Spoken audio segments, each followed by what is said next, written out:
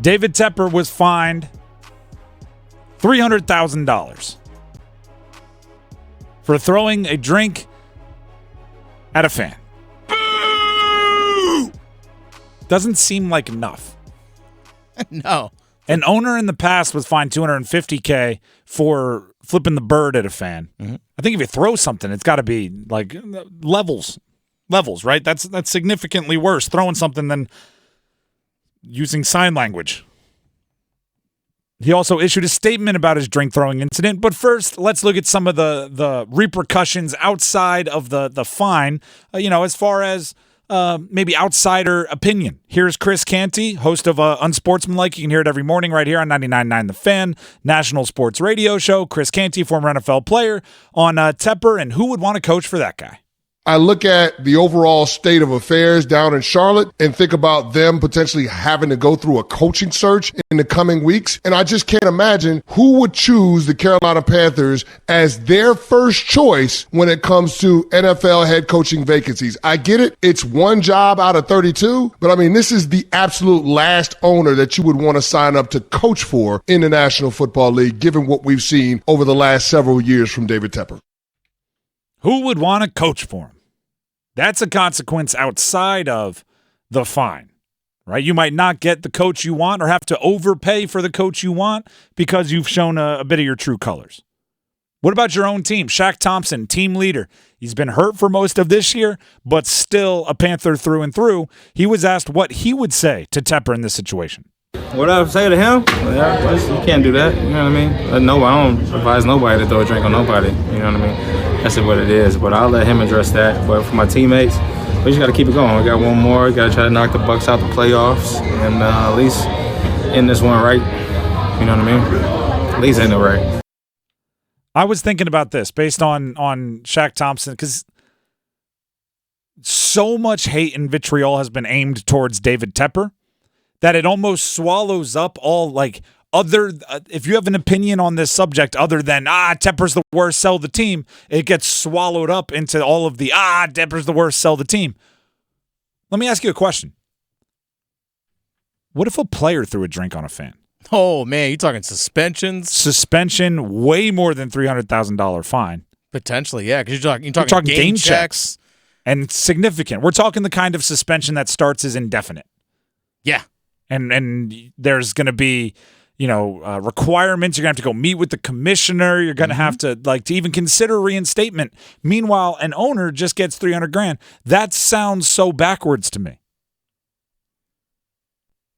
So just that to me is a good sniff test right there. Hey, player throws a drink on a fan in anger. Not like a touchdown celebration gone wrong. Like in anger, throws a drink at a fan. What happens? All right, start there with what you're going to fine or do to your owner. Now, first of all, the fine, or second of all, the fine, the $300K, it's not enough to make him sweat. He's worth $20+ billion. He probably made that on the market today. Or lost it and didn't notice. Exactly. Like $300K, that's a rounding error to this dude. But there is no way to make him $1 million, would that hurt him? Probably not. $2 million? He's worth $20+ billion. I think it's 20.6. We joked yesterday that if you were going to punish him, it had to come in embarrassment. Yeah. It had to come with it had to be like a fantasy football you lost your league punishment, right? He had to go up and announce the draft pick for the Bears that the Panthers should have had, but they traded away. He has to stand on the side of the road with a cardboard sign that says, I stink at owning an NFL team. Like it's right. He has to be the drink getter for his friends for the next 20 months. Right? Anytime they want to drink, he's got to be the one to walk to the fridge. Like it's got to be an embarrassment thing because you can't hit him in the pocketbook. He's insulated there with cash. His statement is where I get really mad. His statement, 3 sentences. I am deeply passionate about this team and regret my behavior on Sunday. I should have let NFL stadium security handle any issues that arose. I respect the NFL's code of conduct and accept the league's discipline for my behavior. End of statement. I hate the middle sentence, which, by the way, is 1/3 of the sentences in the statement. Repeat it for the people. I should have let NFL stadium security handle any issues that arose. You were the issue. I don't know if it's that long since he sat in the regular people portion of an NFL stadium. Trash talk is going to happen. It's just talk. The problem is the person that takes trash talk to physical, right? The problem is the person that goes one step too far. Now, let me backtrack. There is the possibility that the fan said one of the few things that I think everybody would agree, like, all right, that warrants, you got to shut that guy up. Mm-hmm. Maybe he did, but I haven't heard anything of that. And usually when that takes place, one of the innocent bystanders around, they get pretty vocal pretty quickly.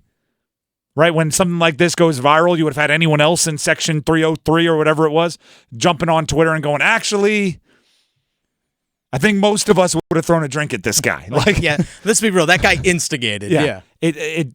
The person, and barring one of those special phrases that we all know and we can't say on radio that very obviously mean you deserve to have a drink thrown at you. Other than that, the person that crosses the line is the problem. So having him say, like, I should have let the security handle it. Handle you. You were the problem. Yeah. It's you.